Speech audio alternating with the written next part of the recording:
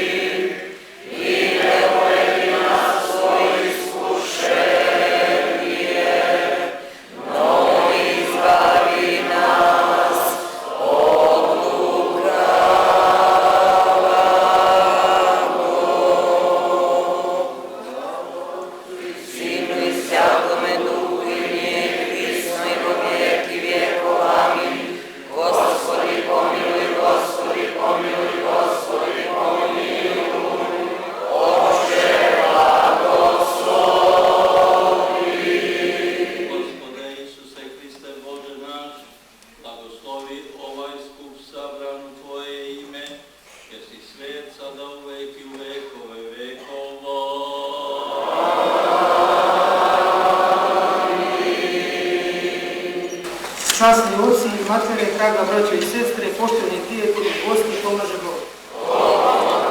Dobrodošli na drugu tribinu u organizaciji inicijativnog odbora za osnivanje udruženja građana Zakona o pravilu, posvećenog čuvanju duhovne tradicije srpskog naroda. Povodom još uvek nerešene situacije u hramu Svetog Vaskresenja Gospodnjeg u Čačku, prisiljeni smo da nastavimo sa ciklusom tribina na teme koje se direktno tiču ključnih duhovnih pitanja i našeg budućeg stava povodom suštinskih dilema koji su doveli do tragičnog nesporazuma koji je potresao naš grad. To je bio razlog da u naš grad ponovo pozivamo nesudljiv autoritet doktora Miodraga Petrovića, jednog od najuglednijih naših vizantologa i kanonista i prevodioca Zakona o pravila Svetog Save. Uz njega će večeras govoriti protojere Stavroslav dr. Žarko Gavrilović, dvostruki doktor nauka i poznati borac za najvažnije nacionalne vrednosti srpskog naroda. Naša večerašnja tema je srpsko sveštenstvo na braniku vere i nacije. Hoću Žarko izvoliti. Draga braćo i sestre, ja sam večeras radostan što sam u vašoj sredini i istovremeno žalostan. Radostan što vidim da u srpskom narodu još uvek ima ispovedništva, a ispovedništvo Hrista jeste istovremeno i mučeništvo. Divim se ovim sveštenicima koji su nas sabrali na ovaj skup sa jednim nemilim protestom, sada ovoga puta protiv naših. Do sada smo se borili protiv onih drugih bezbožnika koji su bili na vlasti, ali došlo je vreme i tako Svete knjige govore da će u praskozori Antihrista i njegovog dolaska zabludeti oni koji treba da vode pastvu, a da će pastva biti ta koja će ispovedati Hrista.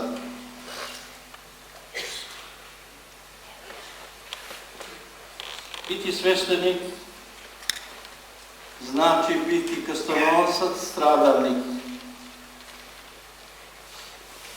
Jer je Gospod nas i pozvao na taj krst. Ko hoće da ide za mnom, neka se odreče sebe, neka uzme krst svoj i neka pođe za mnom. To je rečeno za sve sveštenoslужitelje, pre svega za one koji su prvi među nama, za episkope, a onda za sveštenike i đakone, to je rečeno i za sve vernike, za verni narod Božji, koji mora da bude korektor kako nas sveštenika, tako i vladika ako zablude, tako i đakona ako skrenu sa staze pravoslavlja. Mi se zaklinjemo u svojoj zakletvi da treba da slušamo episkopa kao Hrista, ali naša je muka golema. Ako episkop nije sličan Hristu i ako se episkop odriče od Hrista, ja vam kažem, ja ću prvi otkazati poslušnost takvom episkopu.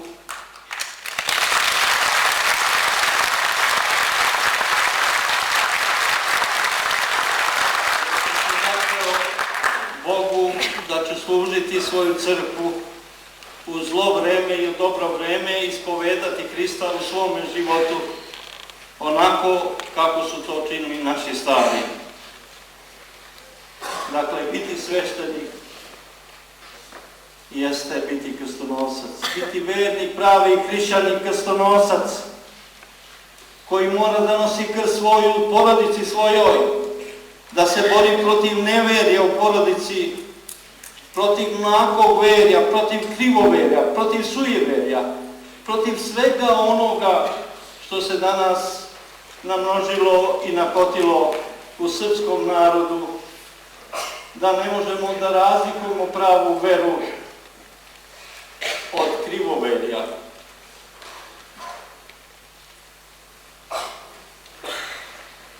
Sveti kanoni pomesnih i pravoslavnih sabora zabranjuju episkopu da menja eparhiju. Koji god episkop promeni eparhiju i uzme drugu, on je dvoženac, jer je on venčan za onu eparhiju za koju je određen.